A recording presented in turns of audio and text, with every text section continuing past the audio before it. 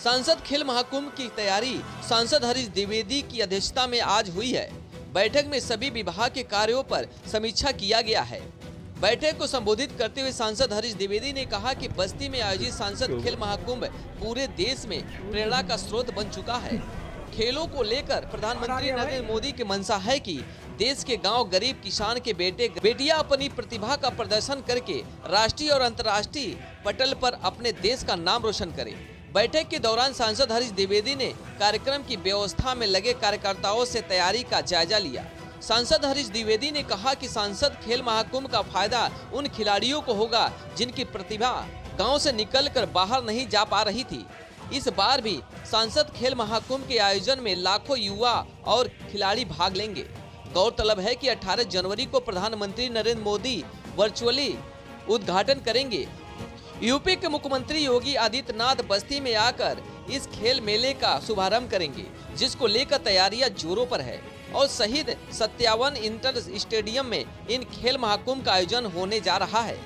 वहीं बिहार सरकार के विवादित मंत्री चंद्रशेखर के द्वारा रामचरितमानस पर दिए गए अभद्र बयान को लेकर कहा कि राजद और जदयू के जितने भी नेता हैं, उनका मकसद यही रहता है कि समाज में नफरत फैलाना, राजनीति की रोटियां सेकना। सिर्फ शिक्षा मंत्री ही नहीं, बिहार के तमाम ऐसे दल हैं जो सिर्फ वोट की राजनीति करते हैं और हिंदू धर्म और देवी देवताओं के खिलाफ अनाप शनाप बोलकर उन्हें गाली देकर हिंदू को दबाते हैं।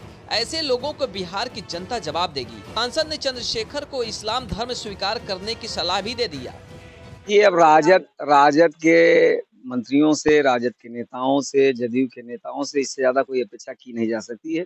उनका मकसद ही रहता है समाज में नफरत फैला करके अपनी राजनीति की रोटी को सेकना। वो काम कर रहे हैं। तो उन्होंने ऐसा कहा तो उनको इस्लाम स्वीकार कर लेना चाहिए। अगर भाई किसी को हिंदू धर्म से ज्यादा अच्छा इस्लाम धर्म लग रहा है तो उसको स्वीकार कर लेना चाहिए। ये निश्चित रूप से शिक्षा मंत्री विषय नहीं है। तमाम ऐसे दल हैं जिनको ये लगता है कि हमको वोट की राजनीति करनी है और वोट की राजनीति के चक्कर में तमाम हिंदू देवताओं को, हिंदू ग्रंथों को लोग क्रिटिसाइज करते हैं, आलोचना करते हैं, गाली देते हैं।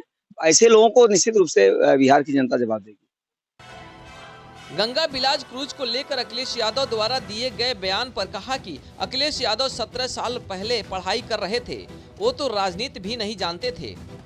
ऐसे में ये कैसे वो कह सकते हैं कि 17 साल पहले से ही गंगा बिलाज क्रूज चल रहा है। बीजेपी के कामों को अखिलेश यादव हमेशा गलत दृष्टि से ही देखते हैं। सांसद ने कहा कि अखिलेश यादव सरकार को अपनी बपौती समझते थे। अखिलेश यादव जी शायद 17 साल पहले तो राजनीति में आए भी नहीं थे, जहाँ तक मुझे जानकारी है। तो कहीं पढ़ाई कर रहे थे और अखिलेश यादव जी का अगर बस चले तो हिंदुस्तान में जो भी काम हुआ वो कह देंगे कि मैंने करवाया। उन्होंने करवाया तो कुछ नहीं, केवल जातवाद की राजनीति, गुंडागर्दी की, हत्या, बलात्कार, अपहरण उनकी सरकार में था।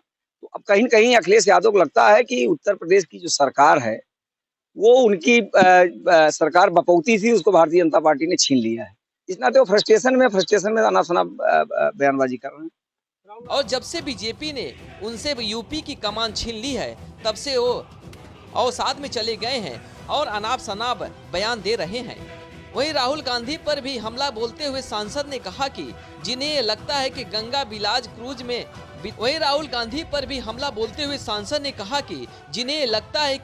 बिलाज क्रूज में विलासिता की चीजें हैं, तो वो कहना चाहेंगे कि राहुल गांधी का पूरा जीवन कितना विलासिता से भरा हुआ है, ये पूरे देश की जनता देख रहा है। परिवारवाद की राजनीति करने वाले राहुल गांधी को गलत जानकारी है। गंगा बिलाज क्रूज में खाने पीने की चीजें हैं, रुकने की व्यवस्था है और इससे पर्यटन को बढ़ावा मिलेगा और रोजगार के अवसर भी पैदा होंगे। ऐसे में राहुल गांधी के बयान से जनता कोई सरोकार नहीं रखती है। देखिए, राहुल गांधी और गांधी परिवार विलासिता क्या होती है उनसे ज्यादा कोई नहीं जानता है, क्योंकि पूरा जीवन उन्होंने विलासिता में बिताया है। इस नाते अगर क्रूज है और पर्यटकों के लिए क्रूज है, उस क्रूज पर विदेशी पर्यटक भी हैं, तो खाने पीने की व्यवस्था अगर वहाँ पर है और क्रूज में 51 दिन रहना है तो वहाँ सोने की व्यवस्था है, तो उसको विलासिता नहीं कहते हैं। वो मूलभूत आवश्यकता होती है किसी व्यक्ति की। इस नाते उसको किस प्रकार का वो वर्णन कर रहे हैं। उन्होंने अपने सरकार में, कांग्रेस पार्टी की सरकार में ऐसा कुछ नहीं हुआ जिसको आप वर्णन कर सके। इस नाते इस प्रकार की आलोचना कर रहे हैं। विलासिता है उसमें नहीं, क्या उसमें विलासिता? विलासिता मतलब खाने पे क्या ये इसकी जानकारी आपको किसने दी? ये मुझे नहीं जानकारी है।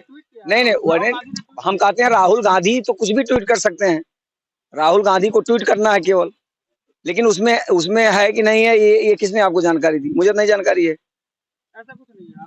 मैंने कहा मुझे जानकारी नहीं है। और उसमें पर्यटक आ रहे हैं, तो पर्यटक अगर जा रहे हैं तो उनको सोने की व्यवस्था होगी, उनके खाने की व्यवस्था होगी, उनके चाय पीने की व्यवस्था होगी, उनके कॉफी पीने की व्यवस्था होगी। तो इसको विलासिता नहीं कहते हैं। ये तो व्यक्ति के जीवन की मूलभूत आवश्यकता है, उसको अगर वो नहीं खाए पिएगा तो जी नहीं पाएगा। इससे ऐसे विकास होगा कि इसमें 15 ऐसे स्पॉट हैं जो पर्यटन की दृष्टि से लोग भ्रमण करेंगे, पर्यटन को बढ़ावा मिलेगा। पर्यटन को जब बढ़ावा मिलेगा तो ऐसे पर्यटक स्थल का विकास होगा और वहां पर लोगों को रोजगार बढ़ेगा और लोग पूरे देश का भ्रमण भी करेंगे। ब्यूरो रिपोर्ट, भारत न्यूज, बस्ती।